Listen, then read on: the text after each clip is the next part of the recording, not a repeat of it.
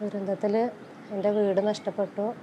പിന്നെ ഭർത്താവ്, ഉപ്പ, ഉമ്മ, 2 മക്കൾ. ആദ്യം മോള് പോയി എന്നറിഞ്ഞത്.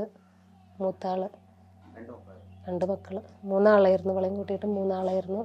മൂത്ത ആളെ കിട്ടി ഫസ്റ്റ്.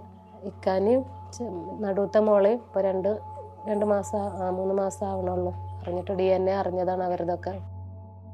കുടുംബശ്രീയിൽ നിന്ന് ലോൺ എടുത്ത് ഇപ്പം ഞാനും ഇക്കയും കൂടിയാണ് എടുത്തത്. അപ്പോൾ എൻ്റെ ആവശ്യത്തിന്, എൻ്റെ സ്വന്തം ആവശ്യത്തിന് വേണ്ടി ആയിരിക്കുമല്ലോ എടുത്ത്, എല്ലാവർക്കും വേണ്ടിയിട്ടാണല്ലോ.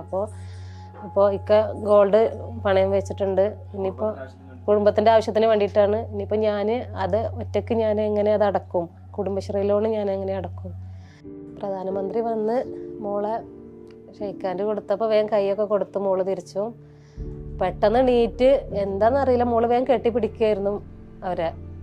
അങ്ങനെ അവരെ എന്താ പറയുക, മോളെ കെട്ടിപ്പിടിച്ച് നിർത്തും സംസാരമൊക്കെ കേട്ടപ്പോൾ നമുക്കൊരു വലിയൊരു പ്രതീക്ഷ ഉണ്ടായിരുന്നു. നമുക്ക് വേണ്ടി ഇവർ എന്തെങ്കിലുമൊക്കെ ചെയ്യും എന്നുള്ളത് നല്ല പ്രതീക്ഷ തന്നെയാണ് ഉണ്ടായിരുന്നത്. നമ്മളെ കൈവിടൂല. എന്തായാലും അവർ സംസാരിക്കണ എന്താണെന്ന് നമുക്ക് മനസ്സിലാവണില്ല. നമുക്ക് തർജ്ജമ ചെയ്ത് തന്നിട്ടില്ല അവർ. നമ്മൾ പറയണത് അവർക്ക് മനസ്സിലാക്കി കൊടുത്തിട്ടുണ്ട് കൂടെയുള്ള ആൾക്കാർ. പക്ഷെ അവരെന്താ പറയണത് നമുക്കറിയില്ല.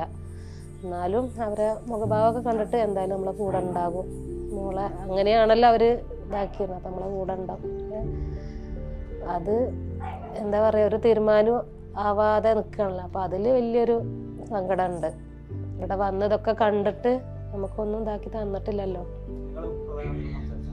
സംസാരിച്ചിട്ടുണ്ട്. നമ്മളോട് ഇവർ ചോദിക്കുമ്പോൾ നമ്മൾ പറഞ്ഞു കൊടുക്കണ കൂടെയുള്ളവർ അവർക്ക് മനസ്സിലാക്കി കൊടുക്കുന്നുണ്ട്. പറയണത് ആരൊക്കെയാണ് പോയത്, എന്തൊക്കെയാണ് സംഭവിച്ചതെന്നൊക്കെ ചോദിക്കുന്നുണ്ട്. എല്ലാം നമ്മൾ പറഞ്ഞും കൊടുക്കുന്നുണ്ട്. എത്ര ആൾ നഷ്ടപ്പെട്ടെന്നൊക്കെ ചോദിച്ചവർ, അതൊക്കെ പറഞ്ഞു കൊടുത്ത്. അതെ, എന്തായാലും കൂടെ നിൽക്കും, ഞങ്ങളെ കൂടെ, ഞങ്ങളെല്ലാവരും കൂടെ അവരുണ്ടാകും എന്നൊക്കെ നല്ല പ്രതീക്ഷ ഉണ്ടായിരുന്നു. അപ്പോൾ അത് ഗൗരവത്തിലെടുക്കാവുന്നൊരു വിഷമം തന്നെയാണ്.